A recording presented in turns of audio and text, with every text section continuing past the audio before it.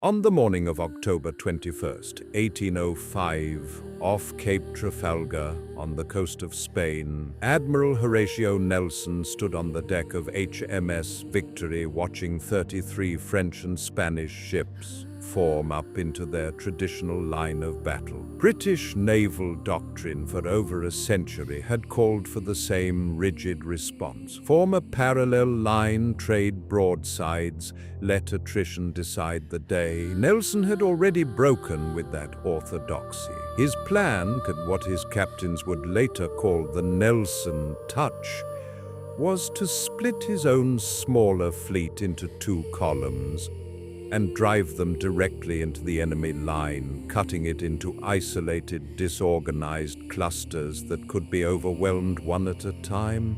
It was a tactic that traded the safety of formation for speed and decisiveness, and it depended entirely on captains who could think for themselves once the smoke made signals impossible to read. Before the fleets closed, Nelson turned to his flag lieutenant and asked for a signal to be run up the mast using Sir Home Popham's newly adopted numeral code, a system that let the fleet communicate in fuller sentences than the older, more limited signal books had ever allowed. What went up was a line that would outlive the battle itself. England expects that every man will do his duty. Every reasonable emotion was available to Nelson in that moment. Fear, adrenaline, the temptation to act on instinct. Instead, he composed a signal, then waited calmly for exactly the right moment to give the order to engage. That pause between what he felt and what he did is the entire discipline this script is about. Lesson 1. The gap between impulse and action. Marcus Aurelius wrote about guarding what he called the ruling faculty, the part of the mind that decides what to do with an impression the moment it arrives. A reaction is automatic. A response is chosen. Nelson felt the same fear any sailor did that morning. The difference was the half-second he inserted between the feeling and the order.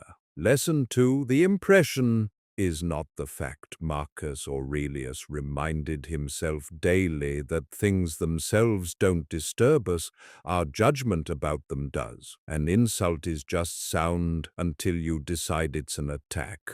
A setback is just an event until you decide it's a catastrophe. Training your mind to respond instead of react starts with catching that middle step, the judgment, before it hardens into a reaction you can't take back. Lesson 3. Practice the pause before you need it. Wellington was known for near total calm under artillery fire at Waterloo, reportedly issuing orders in the same flat tone he'd use at breakfast. That composure wasn't luck. Both Wellington and Nelson had spent decades in smaller moments training the same muscle, the pause, until it was available even when cannon fire made pausing feel impossible. Lesson 4. Name the feeling before you act on it.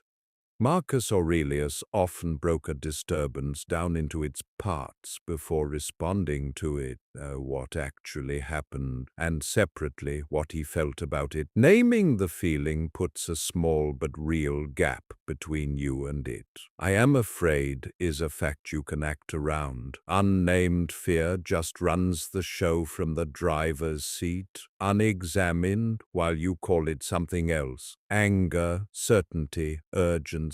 The pause starts with simply noticing what's actually happening inside you before you do anything about what's happening outside you. Lesson 5. A calm response is a decision, not a personality trait. It's tempting to assume Nelson and Wellington were simply built differently, naturally cool under fire, wired for calm the way some people are wired for anxiety. The historical record suggests otherwise. Both men trained for decades in far smaller, far less dramatic moments before either ever faced a fleet or a battlefield. Marcus Aurelius wrote to himself nightly for the same reason. Not because the discipline came naturally, but because it very much didn't, and had to be rebuilt on purpose, over and over. The pause is not a trait you either have or don't. It's a decision you keep making until it starts making itself. Close nothing about this makes the fear disappear. Marcus Aurelius still felt the plague's dread. Nelson still felt whatever a man feels staring down an enemy fleet. The difference was never the absence of feeling. It was the presence of a gap, deliberately trained between the feeling and the next move. That gap is the whole skill. It's trainable, and it's yours to build. If this helped you see it differently, stay a while. There's more where this came from.